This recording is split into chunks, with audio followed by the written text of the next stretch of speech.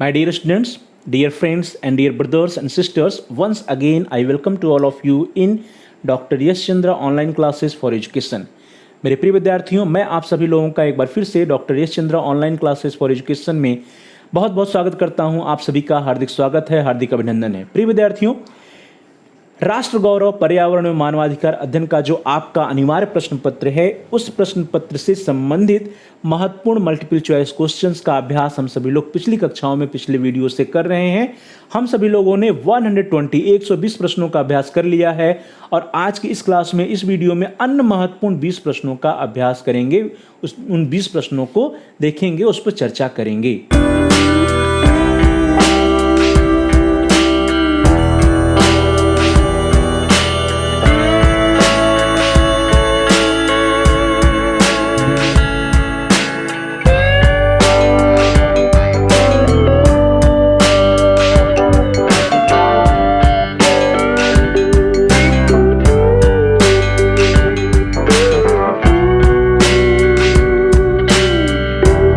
चलिए क्लास को स्टार्ट करते हैं और हम सभी लोग राष्ट्र गौरव पर्यावरण और मानवाधिकार अध्ययन के जो इंपॉर्टेंट क्वेश्चंस हैं, मल्टीपल चॉइस क्वेश्चंस है, उसका अभ्यास करेंगे।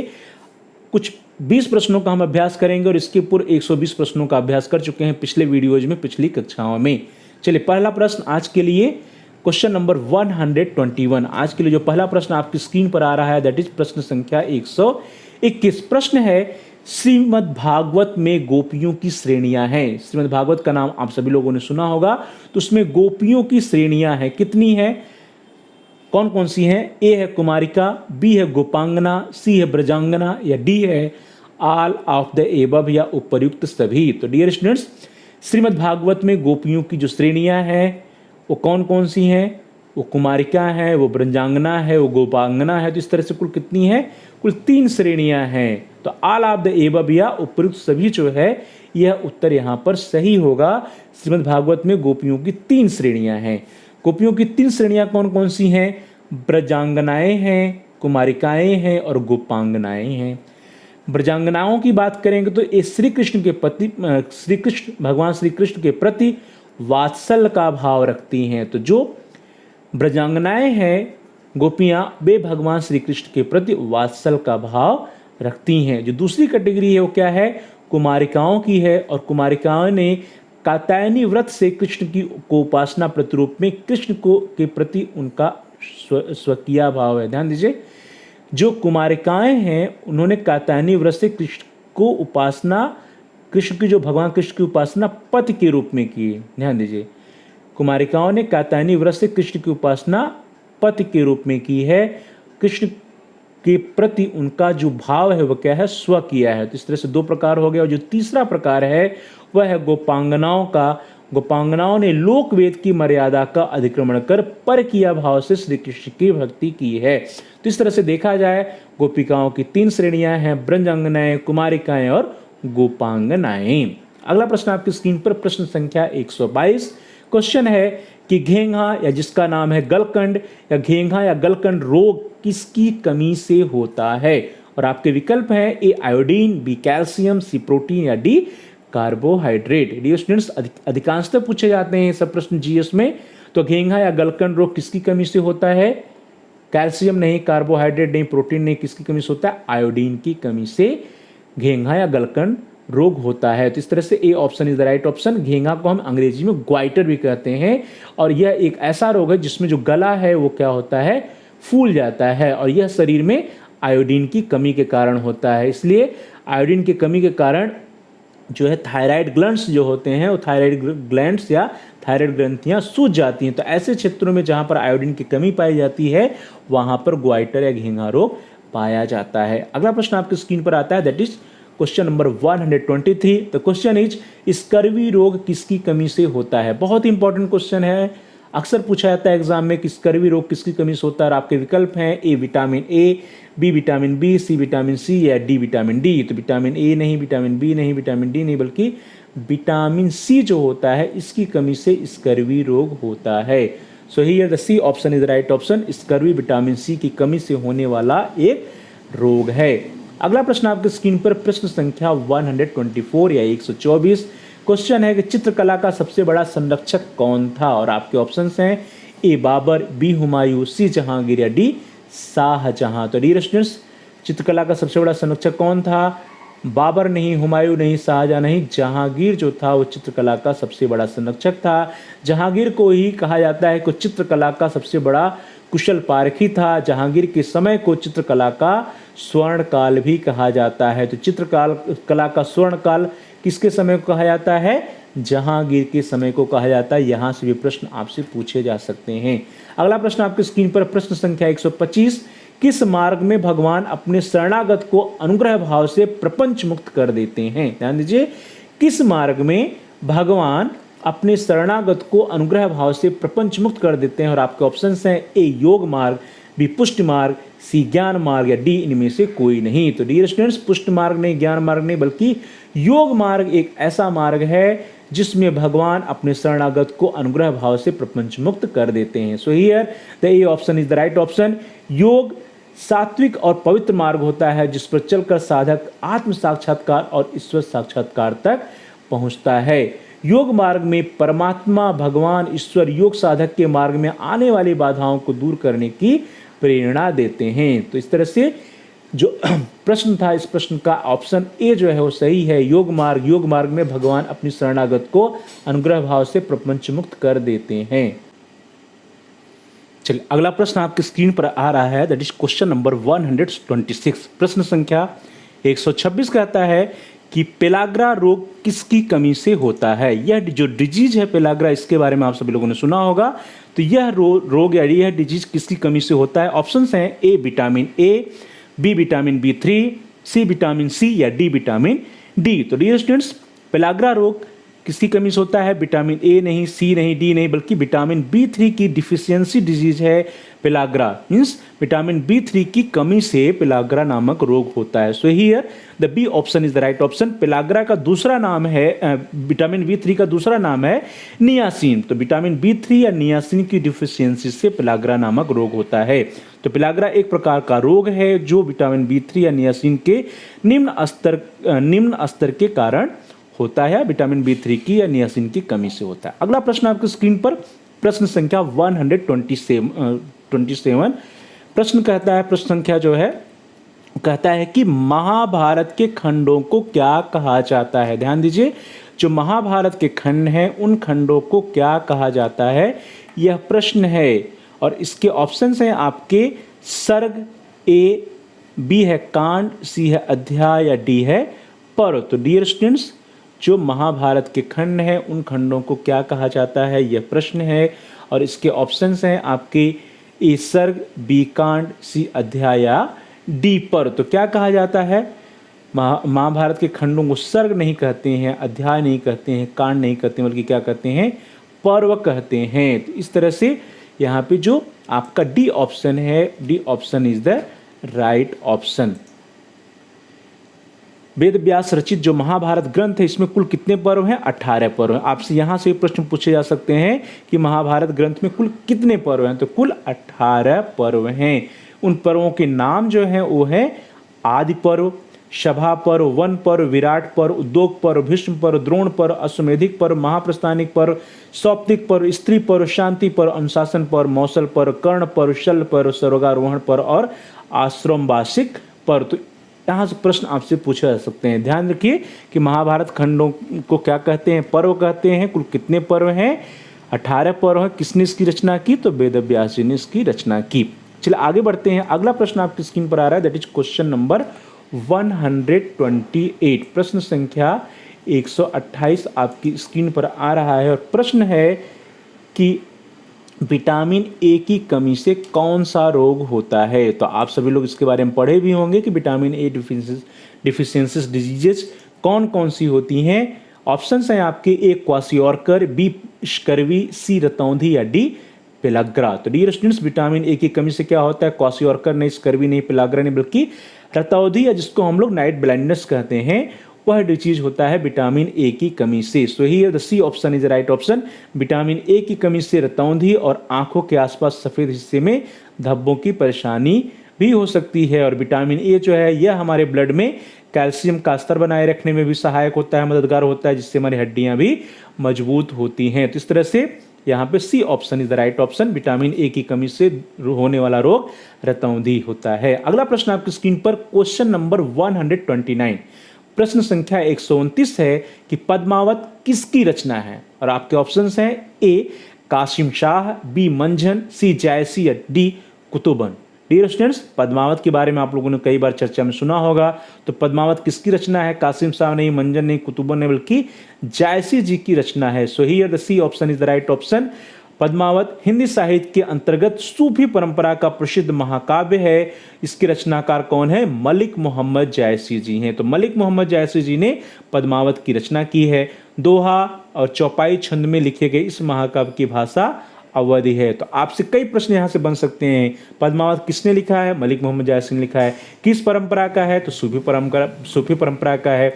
उस किस भाषा में है? तो अवधी भाषा में है। अगला प्रश्न आपकी स्क्रीन पर बहुत ही इंपॉर्टेंट प्रश्न है, बहुत ही सरल प्रश्न भी होगा आपके लिए, आप जानते होंगे। क्वेश्चन है कि विश्व पर्यावरण दिवस कब मनाया जाता है? और आपके ऑप्शंस हैं, विकल्प हैं, ए 8 अप्रैल को, बी 5 जून को, सी 5 सितंबर को या डी 10 अक्टूबर को। तो डियर स्टूडेंट्स, विश्व पर्यावरण दिवस 8 को नहीं, 5 सितंबर को नहीं, 10 अक्टूबर को, 5 जून को मनाते हैं हम सभी लोग। और यह प्रश्न जो है बहुत ही इंपॉर्टेंट प्रश्न है, महत्वपूर्ण प्रश्न है। इसलिए महत्वपूर्ण है क्योंकि कॉम्पिटिटिव एग्जाम में अक्सर ये प्रश्न पूछा जाता है। So here the B option is the right option. प्रकृति या नेचर को सुरक्षित रखने के लिए, नेचर को सुरक्षा प्रदान की आवश्यकता के बारे में लोगों को अवेयर करने के लिए, जागरूकता को बढ़ाने के लिए दुनिया भर में हर साल 5 जून को विश्व पर्यावरण दिवस मनाया जाता है। अगला प्रश्न आपकी स्क्रीन पर प्रश्न संख्या 131 या 131 प्रश्न है कि सूर्य में ऊर्जा का जो निर्माण है उसका क्या कारण होता है? सूर्य में ऊर्जा का निर्माण का कारण है। ऑप्शंस हैं आपके ए विखंडन, बी संलयन, सी वात ऊर्जा या डी जलीय ऊर्जा। तो डियर स्टूडेंट्स, सन में या सूर्य में जो ऊर्जा का निर्माण होता है एक फ्यूजन के द्वारा होता है, जिसको हम कहते हैं संलयन। तो यहाँ पे संलयन जो है, फ्यूजन जो है, B option is right option. विखंडन गलत, वात गलत, जलीय ऊर्जा गलत। आप में से जिन लोगों ने बी ऑप्शन चुना आपका उत्तर सही है। सूर्य में नाभिकीय संलयन या न्यूक्लियर फ्यूजन के कारण ऊर्जा का निरंतर निर्माण होता रहता है। नाभिकीय संलयन एक ऐसी प्रक्रिया है, एक ऐसी नाभिकीय प्रक्रिया है जिसमें 2 या 2 से अधिक परमाणु नाभिक एक साथ जुड़ते हैं या संलयित होते हैं, मीन्स फ्यूज करते हैं, मीन्स फ्यूजन होता है और एक भारी नाभिक का निर्माण करते हैं। संलयन के दौरान बड़ी मात्रा में ऊर्जा भी निकलती है। तो सूर्य में जो ऊर्जा का स्रोत है, ऊर्जा का निर्माण है, वो कैसे हो रहा है? न्यूक्लियर फ्यूजन या जो है संलयन की प्रक्रिया के द्वारा, नाभिकीय संलयन की प्रक्रिया के द्वारा। अगला प्रश्न आपकी स्क्रीन पर प्रश्न संख्या 132 या 132 है। प्रश्न कहता है कि निर्गुण संत नहीं है।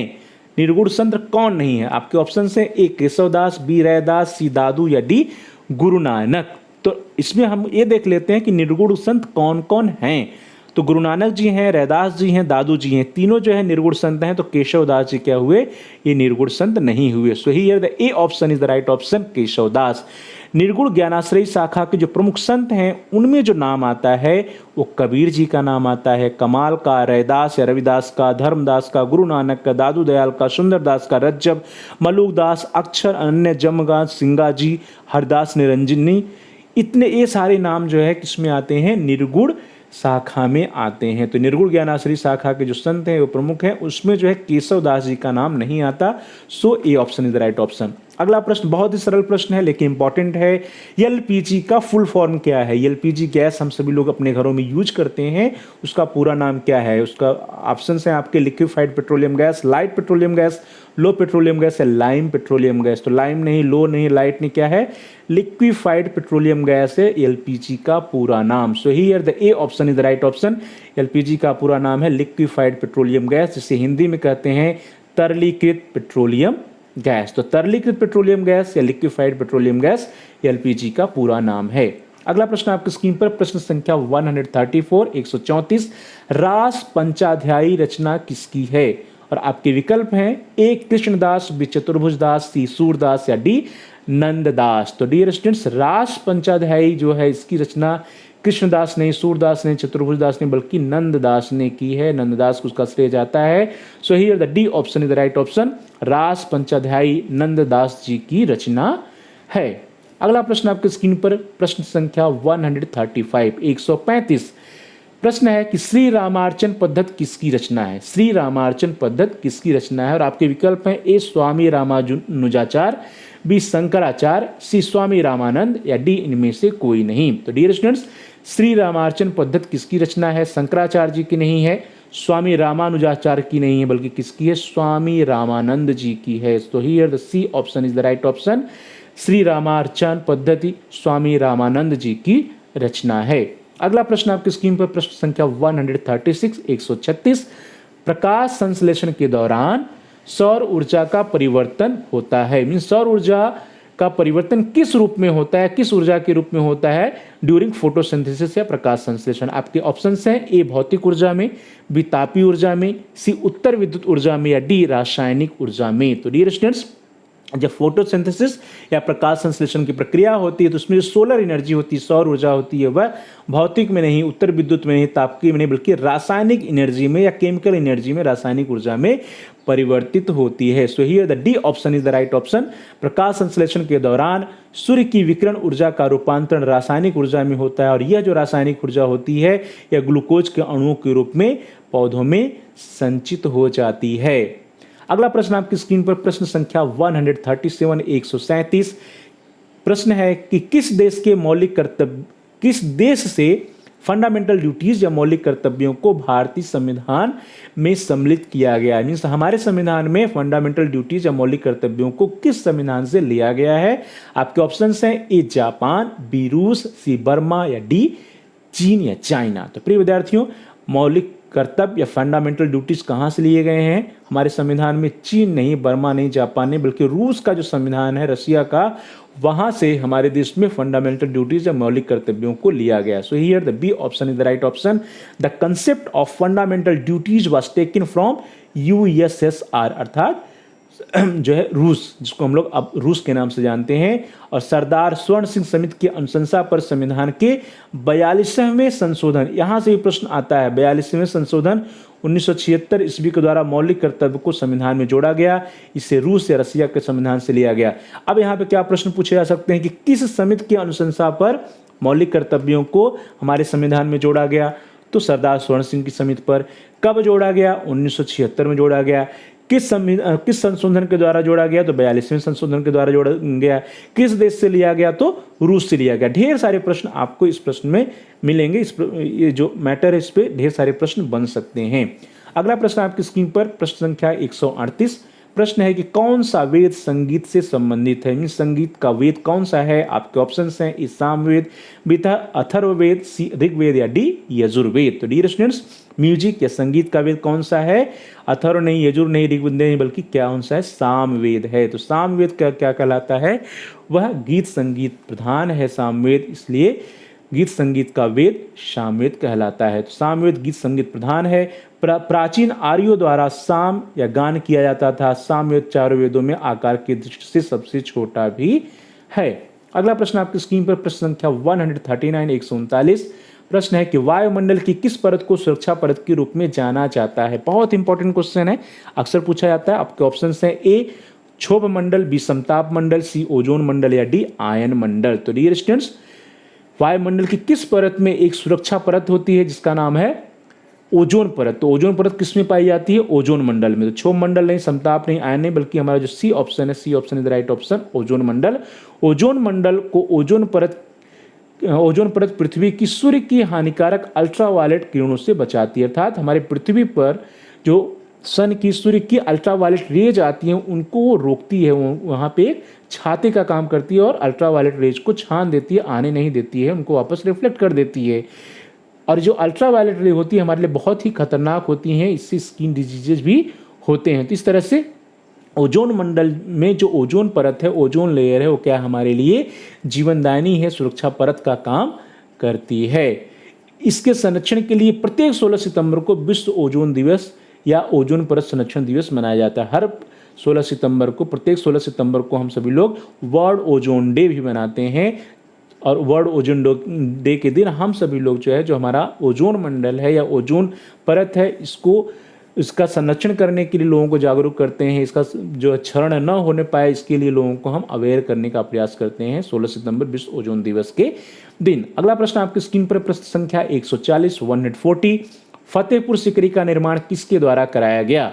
बहुत इंपॉर्टेंट क्वेश्चन है, अक्सर कॉम्पिटिटिव एग्जाम पूछा जाता है। ऑप्शन है आपके ए जहांगीर, बी बाबर, सी शाहजहां या डी अकबर। तो डियर स्टूडेंट्स, फतेहपुर सीकरी का निर्माण किसके द्वारा कराया गया? जहांगीर नहीं, शाहजहां नहीं, बाबर नहीं, बल्कि अकबर जी के द्वारा फतेहपुर सीकरी का निर्माण कराया गया था। सो here the D option is the right option. Mughal बादशाह अकबर ने 1572 से 1585 ईस्वी के बीच फतेहपुर सीकरी को अपनी राजधानी बनाई थी और इसे लाल पत्थरों का इस्तेमाल करके बनवाया गया था। तो इस तरह से फतेहपुर सीकरी का निर्माण किसके द्वारा कराया गया? अकबर के द्वारा कराया गया। तो प्रिय विद्यार्थियों, इस तरह से हम सभी लोगों ने आज की क्लास में, इस वीडियो में, जो आपका पेपर है राष्ट्र गौरव पर्यावरण मानवाधिकार अध्ययन, इससे संबंधित 20 महत्वपूर्ण प्रश्नों का हमने अभ्यास किया। अगली कक्षा में, अगले क्लास में हम सभी लोग अन्य 20 महत्वपूर्ण प्रश्नों का अभ्यास करेंगे अगले वीडियोज में। तो आप सभी का बहुत बहुत धन्यवाद। Thanks for watching, thanks to all of you. Please like, share and comment on the video. Dear students, आप इस वीडियो को लाइक कीजिए और इस वीडियो को अपने दोस्तों में, फ्रेंड सर्किल में, सहपाठियों के साथ, मित्रों के साथ शेयर कीजिए, जिससे कि वे भी इस वीडियो का लाभ उठा सकें, उनका भी अध्ययन कार्य सुचारू रूप से आगे बढ़ सके। और साथ ही साथ आप इस वीडियो पे कमेंट भी कर सकते हैं। कमेंट्स के द्वारा यदि आपका कोई फीडबैक है, कोई आपका सजेशन है, कोई प्रश्न है या कोई समस्या है, तो आप हम तक पहुंचाइए। हम आपके प्रश्नों का उत्तर देने का प्रयास करेंगे, आपकी समस्याओं का समाधान करने का प्रयास करेंगे और साथ ही साथ जो भी आपके वैल्यूएबल सजेशंस होंगे उन सुझावों पर अनुपालन भी करने का प्रयास करेंगे। तो please like, share and comment on the video. Also subscribe the channel. Dear students, यदि अभी तक आपने चैनल को सब्सक्राइब नहीं किया है तो आप चैनल को सब्सक्राइब कर लीजिए, जिससे कि आप अपने कोर्स से रिलेटेड सभी एजुकेशनल वीडियोज को आसानी से प्लेलिस्ट में जाकर के सर्च कर पाएं, ढूंढ पाएं, देख पाएं। इसके लिए जरूरी है कि आप चैनल को सब्सक्राइब कीजिए और साथ ही साथ जहां पर सब्सक्राइब लिखा है उसके बगल में एक घंटी का आकार है, बेल का आइकन है, उसको प्रेस कीजिए।